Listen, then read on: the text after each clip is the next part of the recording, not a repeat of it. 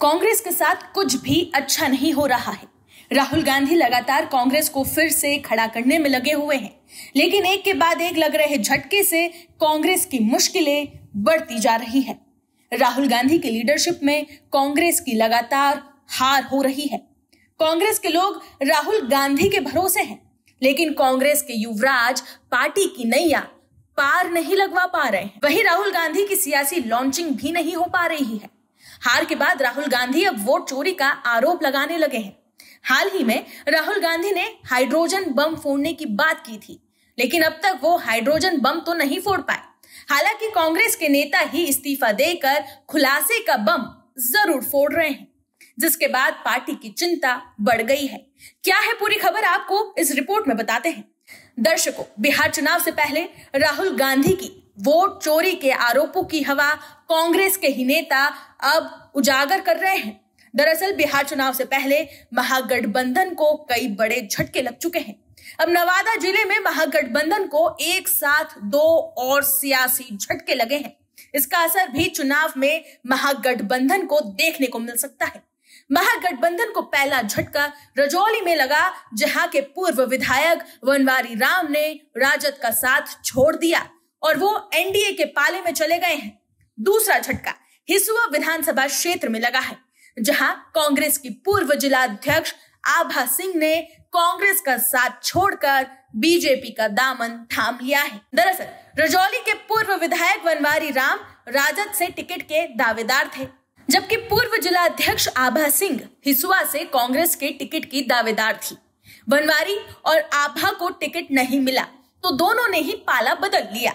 रजौली से पूर्व विधायक वनवारी राम एलजेपी आर उम्मीदवार विमल राजवंशी के साथ चले गए और उनके लिए जनसंपर्क शुरू कर दिया है। पूर्व विधायक वनवारी राम को एनडीए के समर्थन में आने पर नवादा से सांसद विवेक ठाकुर, बीजेपी जिला अध्यक्ष अनिल मेहता समेत अनेक लोगों ने स्वागत किया है।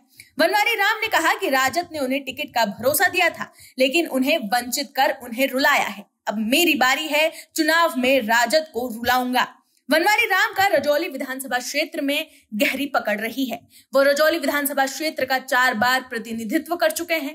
पहली बार 1972 में कांग्रेस से निर्वाचित चुने गए थे, फिर 1980 में जनता पार्टी और 1985 में निर्दलीय निर्वाचित हुए थे, जबकि 2005 में बीजेपी से निर्वाचित हुए थे। इसके अलावा वनवारी राम कई दफा चुनाव लड़े, लेकिन वो रनर अप रहे। रजौली में 2 प्रमुख जातियां चौधरी और राजवंशी आमने सामने रही है।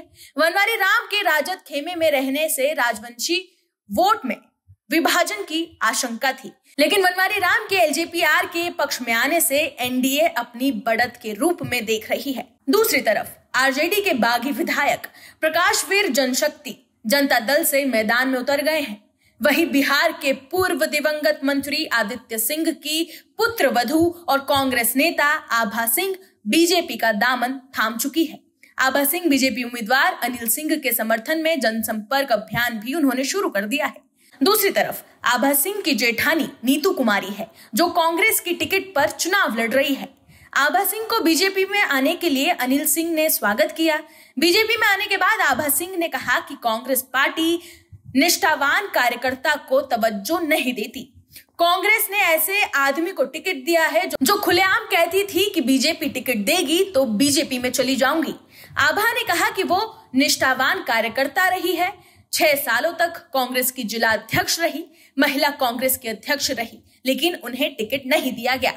वहीं इससे पहले छपरा से कांग्रेस के जिला अध्यक्ष बच्चू प्रसाद बीरू ने टिकट बंटवारे से नाराज होकर पद और पार्टी की सदस्यता से इस्तीफा दे दिया था। बीरू ने प्रदेश अध्यक्ष को भेजे पत्र में आरोप लगाया कि महागठबंधन में कांग्रेस के साथ भेदभाव हो रहा है और सारण जिले की उपेक्षा की गई है। इसके अलावा भी कांग्रेस के दूसरे नेताओं ने पार्टी पर कई गंभीर आरोप लगाए हैं। ऐसे में आप समझ सकते हैं कि कैसे कांग्रेस के नेता ही चुनाव से पहले पार्टी की चिंता बढ़ा रहे हैं।